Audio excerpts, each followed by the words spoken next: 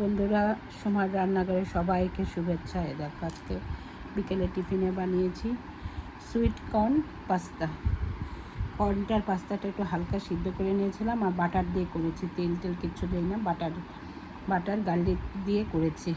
বাটারটাকে melt করে নিয়েছি, ওটার মধ্যে একটু রসুন কুচি, একটু লঙ্কা কুচি দিয়ে তারপরে পাস্তাটাকে সিদ্ধ করেছিলাম আর একটু সয়া সস দিয়েছি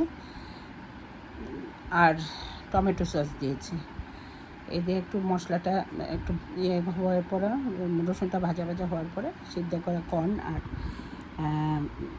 পাস্তাটা দিয়েছি। দেখো কেমন হয়েছে। সে একদম ইজি, মানে অল্প সময়ের মধ্যে হয়ে যায়। তোমরা এভাবে একবার করে দেখতে পারো, খুব টেস্ট হয় এমনিতে। আর উপর থেকে একটু লাস্টে একটু টমেটো সস ছড়িয়ে দিয়েছি। কেমন হয়েছে একটু বলো। কোনো মশলা দিইনি, কিছু দিইনি, খালি বাটারে রসুনটা আর কাঁচা লঙ্কাটা একটু সল্ট করে নিয়েছি আর একটুখানি সয়া সস আর টমেটো সস, বাস, আর কিচ্ছু নেই। এভাবে বাচ্চাদেরকে বানিয়ে দিও, দেখো খেয়ে খুব মানে সুখ্যাতি করবে। এটা লাইক, কমেন্ট, শেয়ার আর সাবস্ক্রাইব আর ফলো তো অবশ্যই করবে আমার পাশে।